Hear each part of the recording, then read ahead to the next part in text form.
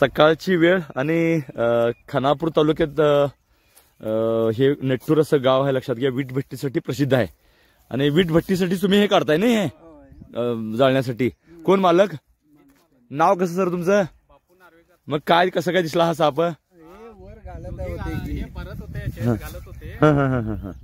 कोण भरत होतं? तुम्हीच? हा मंडळी. हा हा हा हा हा हा हा. म्हणजे तुम्ही ह्याच्यात भरल्यानंतर येऊन त्याच्यात याच्यात शिरला. बघा लक्षात घ्या, काम करताना आपण काळजी घ्यावी लागते. अशा ठिकाणी तर साप असतातच, पण त्याला इथून जागा मिळली नाही किंवा ते लोक घाबरला असणार आणि परत ज्यांनी जमा करून हे घेऊन जाण्यासाठी उपयोग करत होते त्यात तो शिरलेला आहे असं त्यांचं म्हणणं आहे. पण त्यांनी न मारता मला बोलवले म्हणजे त्याला वाचवता येते. बाळ नाव कसं तुझं? नीलम कुदळे. नीलम कुदळे. आता व्हिडिओ पकडतील ह्याच्या वरती गेलं का खाली गेलंय? खाली असणार काय? हे काढू आता नाही. लहान काय मोठे होते?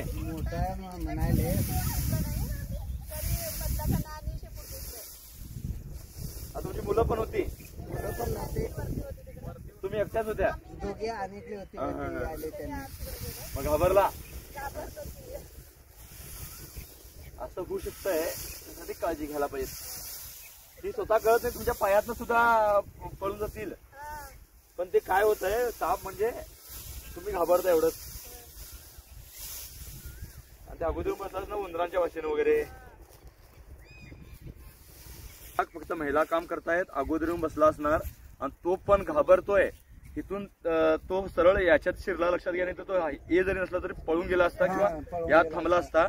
आणि लहान साप नाही आहे, मोठा साप आहे आणि तो इथं पण आता मला पण घाबरतो, लक्षात घ्या. लोकांना पण घाबरतो आणि आम्हाला पण घाबरतोय.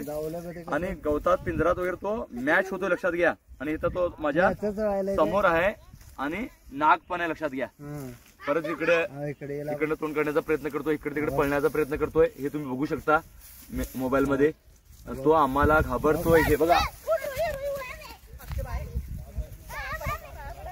जेव्हा जवळ जातो तेव्हा ते आपल्यापासून लांब लांब जातात. हे पुन्हा पुन्हा मी सांगण्याचा प्रयत्न करतोय.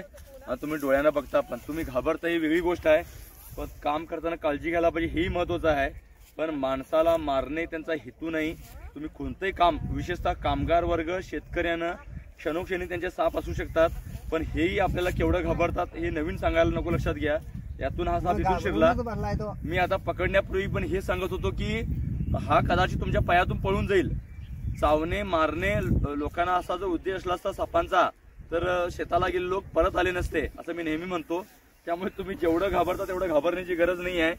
तुमच्या गावात आता वीट भट्ट्यांवर काम करता, कुठं काय घटना घडली नाही वाईट, तर केवढे साप असणार विचार करा. कारण शेत शिवारात, जंगल भागात वीट भट्ट्यांचं काम चालतंय, शेताचं काम चालतंय आणि त्या ठिकाणी साप येत असा. अंदाजे 4 वर्ष वयाचा हा, तुम्हाला जरी दिसलं नसेल कॅमेऱ्यात किती आलं मला माहित नाही, पण नाग जातीचा हा साप आहे मित्रांनो. विषय महत्वाचा आहे. साप नव्हे, आपल्या इथं येऊ शकतात. या व्हिडिओमुळे तुम्ही काळजी घ्याल यापेक्षा आपण काम करताना एखादी वस्तू हातात घ्यावी आणि हात पाय लागून एवढी काळजी घ्यावी.